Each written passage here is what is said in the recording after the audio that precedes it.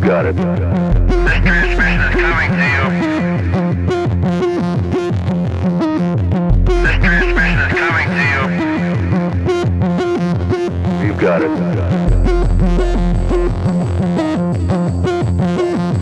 We've got it. We've got it. All right, you are go. You've got it. Hi, this is John Cullen. Welcome to another episode. Is this the news? In this episode, we'll be taking a look at a couple of the websites. We'll take a look at Fox News. We'll take a look at Drudge Report, see what they're reporting. Today is Wednesday, June the 4th, and we'll take a look at what's in the headlines here at Breitbart and drill into a couple of these stories. I'm John Cullen. Is this the news? Let's get started.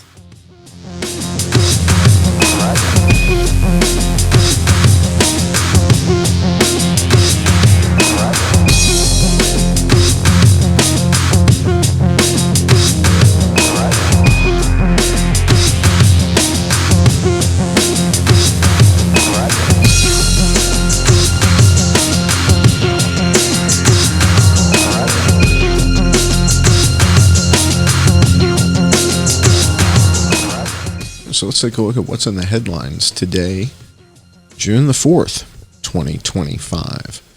So today, Wednesday, if we take a look at Fox News, what's Fox News reporting?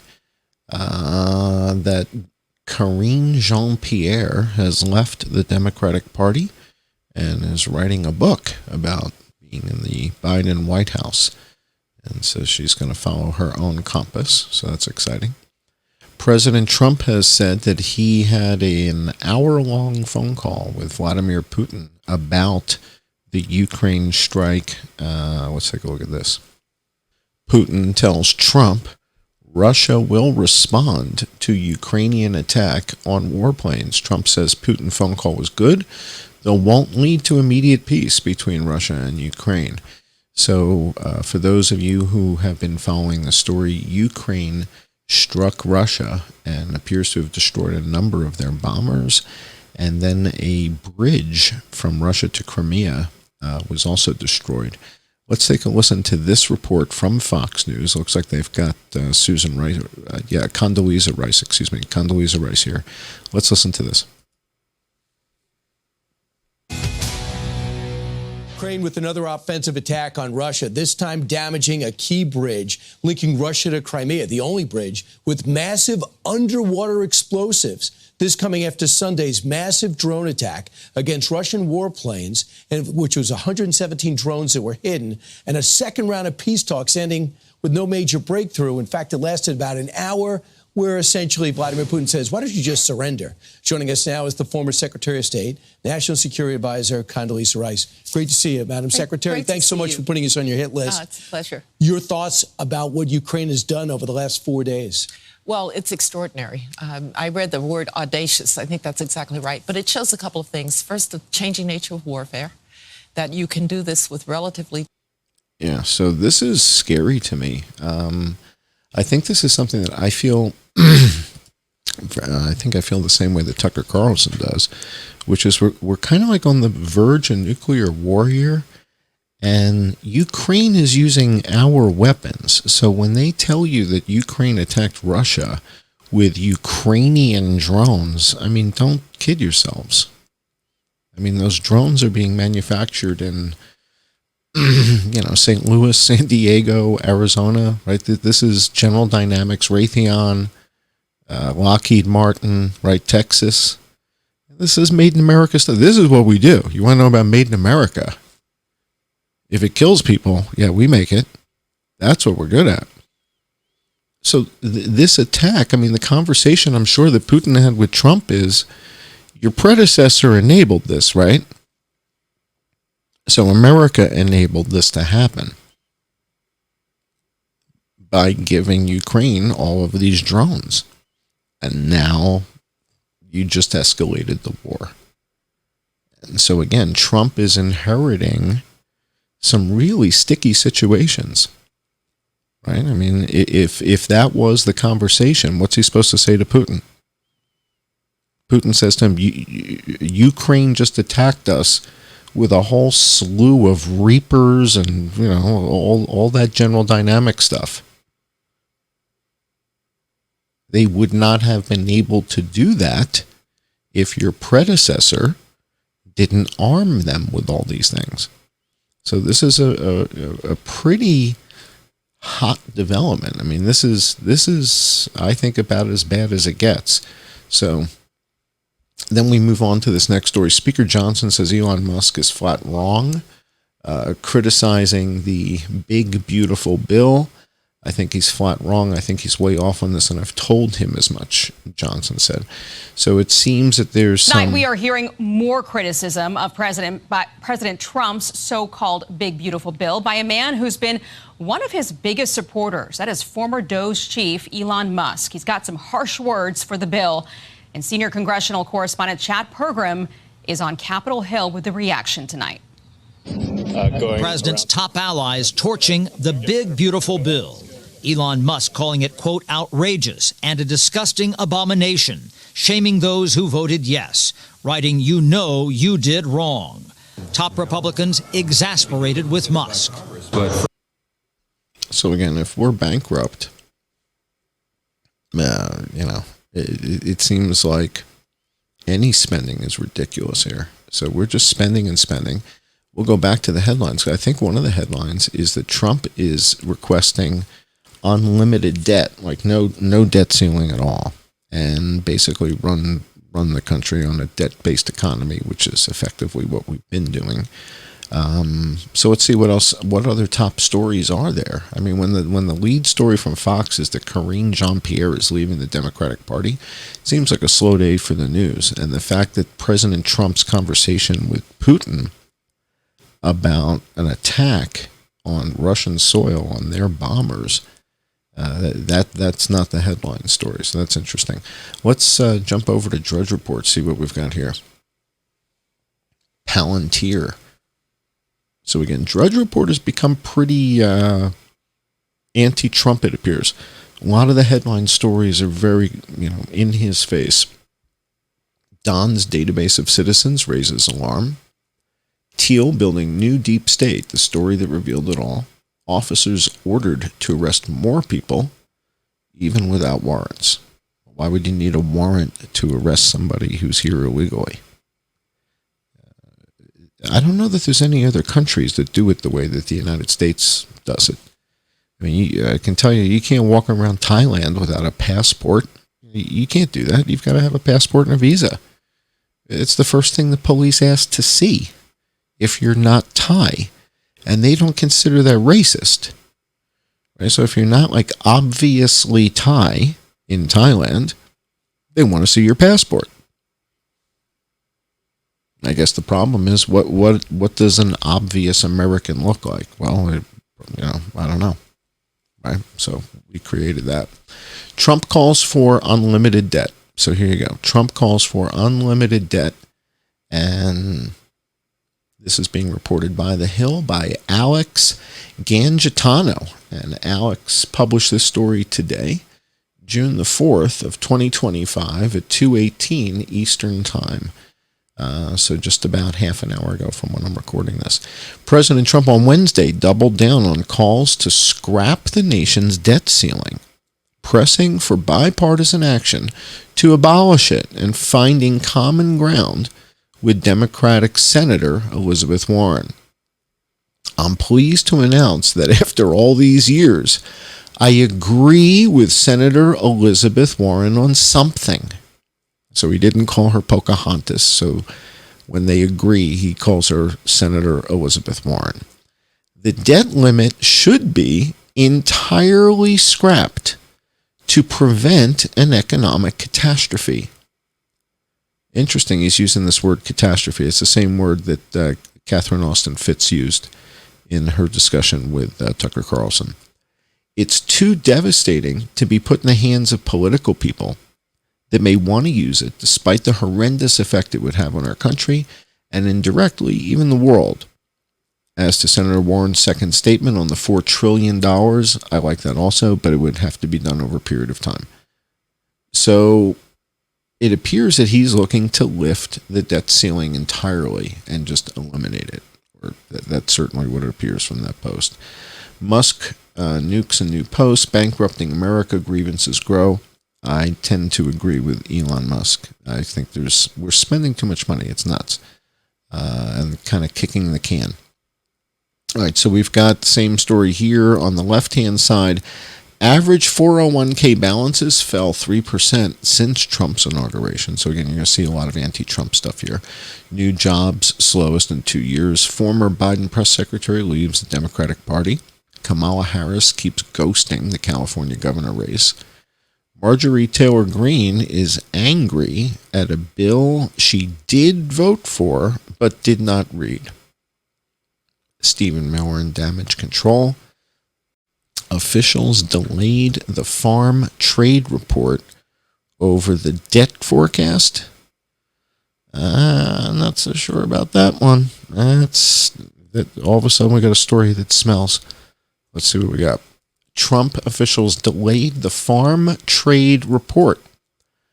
Anybody remember the movie Trading Places? Dan Aykroyd, Eddie Murphy. They delayed the farm trade report over a deficit forecast. Administration officials blocked publication of written analysis that normally accompanies the report because they disliked what it said about the deficit. No, that's not why. I'll let you guys figure out what's got the USDA worried. It's not the deficit. And we'll get to that in a second. So we've got a pretty big story that I kind of need to share with you guys because I think this just came out yesterday. And I'm not sure exactly where we're going to find it, but let me jump ahead to this because this is kind of big. This is avian bird flu related. So this is bird flu related. This is from Citirap. And the reason this got my attention is, of course, they're going to tell you it's H5N1 because H5N1 is the new red herring, right? Like COVID was last time. They're going to blame everything on H5N1. H5N1 avian flu strikes another Arizona layer farm. So this is for eggs, the places where they generate eggs. And this story was just published yesterday, June the 3rd. Somebody pointed me to it on X, formerly known as Twitter. And when I saw this, I said, wait a second. This is the same place that Curtis went to. So you guys have seen Curtis Bay on the show before. He's been a guest, and he went through the tragedy of all this and had a tragic outcome. And he drove out to this place and sent me photos from here. And this is where we got those photos. I'll put this up on the screen for you guys. This is where we got the photos that said that this is toxic. And this is kind of where we learned that, what do they call it? Poultry litter is considered a biohazard because Curtis Bay drove out to this place. It's called Hickman Farms. And then the other thing was this was one of the places that burned to the ground. You guys remember I did a video showing all these chicken coop places that burned? This is like a big operation, and the fire video from this place was wild. Like this place really burned. And I'm not sure, I mean, this is kind of crazy. So they've kind of gone through this now a couple times, and this says it just wiped out 95% of the birds. 5 million chickens at this one place. And this is the very place that Curtis Bay went to. So I sent him a DM today and said, you're going to drive back out there and visit them again and find out what in the world is going on. And, keep your eye. If this place burns to the ground again, Surprise, surprise, right? I mean, who would be surprised? So I wanted to call your attention to this because we've been talking about bird flu so much, and that this is the place that we kind of learned about toxic poultry litter, poultry dust. So poultry dust is what we're talking about that gets into the air. Poultry litter is what they're feeding to cattle in America. And it's why other countries don't buy our beef. It's one of the reasons. It's because we feed our cattle poultry litter. And then you wonder, why does avian flu show up in the cattle? It doesn't take a whole lot of critical thinking. Let me show you a couple other headline stories today, June the 4th, before I go over to the patron-only portion of the show and dig in a little bit deeper with my patrons. We've got a story here about Palmer Luckey, and this was at Fox News. And Palmer Luckey's Anduril is a company that we learned about from Jason. So Jason did some research when we were looking into the whole Butler thing, and found out that, there was a drone operator named, I think it was Edward Castro or Eduardo Castro or something like that. Ed Castro was a drone operator that was on that sheet. And Jason got the only version of the sheet that wasn't redacted or something like that. And Jason calls the guy in Nevada who's like the drone operator. And Jason goes down that rabbit hole, discovers Anduril, this guy's Lucky Palmer, and all of a sudden Lucky Palmer starts going into like a Twitter war with Jason back and forth. And this guy's like a billionaire. This is the guy who invented the Oculus 3D goggles that Facebook bought the company for $1 billion or $2 billion or something, then fired the guy. This is the guy they fired. This is the guy. So they bought the company to do the goggles, fired the guy. This is the guy, Palmer Luckey. So Jason discovers all this stuff. We start wondering, are these Anduril drones flying around in Butler? And this guy goes off the rails. He goes off the, if you guys haven't seen the Twitter war between Palmer Luckey and Jason, you got to take a look at that. Do a search on X and put in Palmer Luckey's handle and at JG_CSTT in the same search, and you'll see the two of them going back and forth. And I said to Jason, dude, I think you just stepped in the middle of a big deal. And the attention that you're bringing to it is jeopardizing that deal. And lo and behold, like a month later, this guy gets a $22 billion deal with the Pentagon. So he's doing all kinds of stuff. And I think his brother-in-law is Matt Gaetz. I'm not good with the people stuff. You guys know that. Jason will tell you more about the connections. But the idea here is this guy's connected. Like Matt Gaetz is married to his sister or something like that, and some other guys are on the board of directors at Anduril, and everybody's investing in Anduril, and Anduril just got a $22 billion contract. I mean, that is crazy. And now he's weighing in on the Golden Dome project. And the question is, well, why would the United States need a Golden Dome? Are we really worried somebody's going to launch a thermonuclear attack on the United States? Why? Why would China do that? Isn't the United States like China's biggest trading partner? Like, don't we buy most of the crap that's made in China? And who are they going to sell it to? Why would they blow us up? Why would Russia blow us up? What for? You want to take over Alabama and Arkansas? I'm not sure this Golden Dome project is a defensive weapon system. I think it might be for something else, but that's just my opinion. But the fact that Anduril and Palmer Luckey are weighing in on all this stuff is just kind of giving me the creeps. So here they're talking about the Golden Dome and complex threats. Let's listen to this. This is with Jim Tacklet. He's the CEO at Lockheed Martin, formerly Martin Marietta. and Lockheed merged, right? So now it's Lockheed Martin. Let's listen to what this guy says. We're building the Golden Dome missile defense shield to protect our homeland and to protect West Point from attack. And it will be completed before I leave office. And you wouldn't think this, but our enemies are very unhappy about it. We're doing it because we want to be around for a long time. All right. He's already tipped his hand. It's going to be finished before he leaves office. Okay. So it'll be finished before he leaves office. And now listen to what he says here. He's very unhappy about it. We're doing it because we want to be around for a long time. He's doing this for the survival of the human race. They're building a system to take these things out. And, God bless them, but holy mackerel.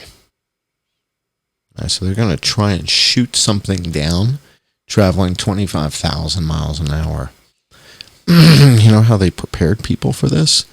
Remember they were talking about these supersonic and hypersonic missiles that Russia was developing? That's your boogeyman. If Russia doesn't have hypersonic missiles, we don't need a defense system that can shoot down hypersonic objects. Capiche? What were the two products in the Mission Impossible movie? Polariphone, right? So they had a virus and they had a solution for the virus. You can't have one without the other. Can't have a Golden Dome system if there's not a hypersonic threat. It wouldn't make sense. It would expose the real nature of the project. Russia develops a hypersonic missile system. And lo and behold, the United States now needs a Golden Dome to protect ourselves from that. Okay. Langley's really good. Really, really good. All right, let's take a look at some other stories here. Trump said Putin told him Russia will respond to Ukraine's attack. All right, so they spoke on the phone. Ukraine's audacious drone attack on the Russian bases. So this was from CNN, and this just happened, the other day. And audacious and daring. It was meticulously planned and flawlessly executed.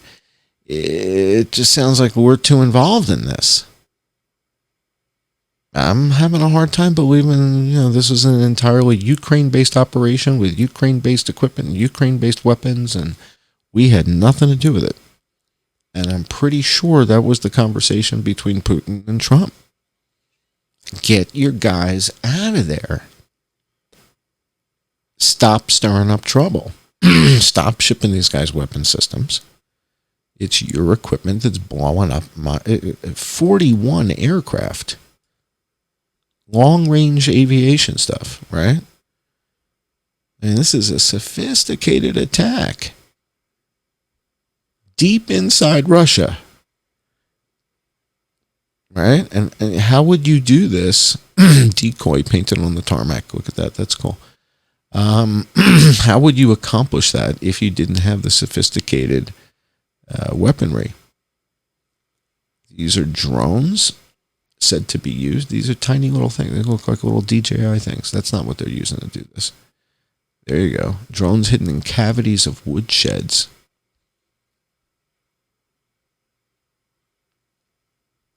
Wooden sheds in an industrial facility.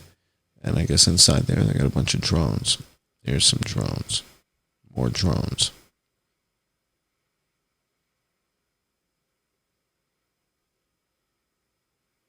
Blowing stuff up. So the more this goes on, the better for Palmer Luckey. So he makes anti-drone stuff. So he's licking his chops on this. So here we've got the before and after images. So this is before. Let's see if I can zoom in here so you guys can see this a little bit better.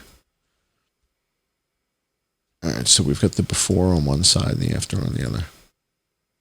All right, so this is before. You see a number of jet aircraft on the tarmac in each one of their little spots.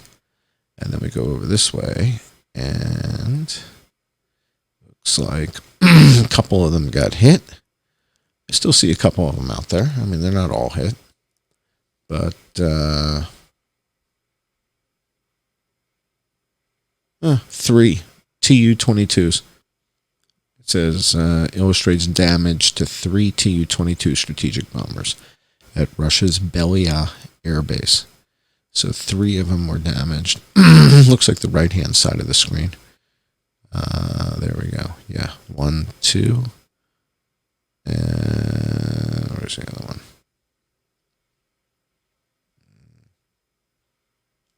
I don't know. I see 2.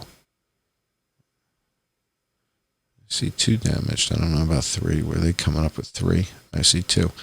Anyway, you see what happened here. They didn't wipe out the whole fleet. They damaged 2 things, but still, it's audacious. And would this have been possible without our technology? Right. So here you see a couple satellite imagery captured today, June the 4th. Shows the remains of 3 strategic bombers at Russia's Olyenya Air Base in Murmansk. So we hit 3 of those. Ukraine said it destroyed several Tu-95 and Tu-22M3 strategic bombers and one of Russia's few remaining A-50 surveillance planes. So there we go. A source briefed on the matter said 27 Tu-95s, 4 Tu-160s, and 2 Tu-22M3s, and probably an A-50 were hit. The footage released on Wednesday shows Ukrainian drones approaching 2 of the rare A-50 aircraft. It's unclear whether both were hit. Russian Air Force uses the aircraft for airspace surveillance.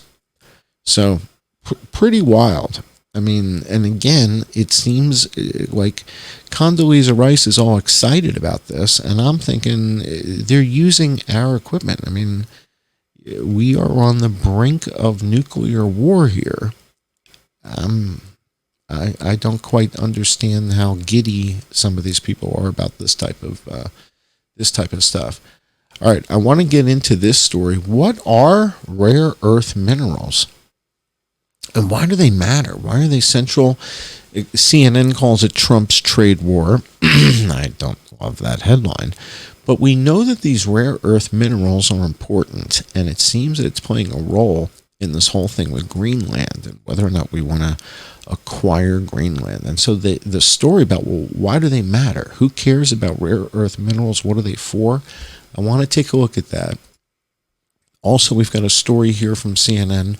One of the world's most notorious pathogens has survived for centuries. Scientists say they now know why.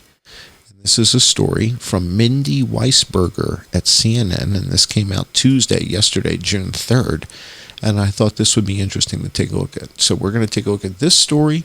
We'll take a closer look at some of the NEO activity. We had a near-Earth object asteroid passed the Earth earlier today, June the 4th. And we'll take a look at what that was and how close it was. And the other big story in the news today that doesn't seem to be getting a whole lot of headline attention is the Dutch government has collapsed. Geert Wilders has walked out. And I don't even understand, how do you collapse a government? And can we do it? But what happened here? So this is Netherlands. Geert Wilders, the Dutch government has collapsed. So we're going to take a closer look at this story and understand what's going on there, because Netherlands is a whole lot more important than people realize, and we'll get into this. So we're going to dig into a couple of these stories a little bit more deeply. I'm John Cullen. I'll be right back with my patrons in just a moment. Is this the news? Thanks for joining.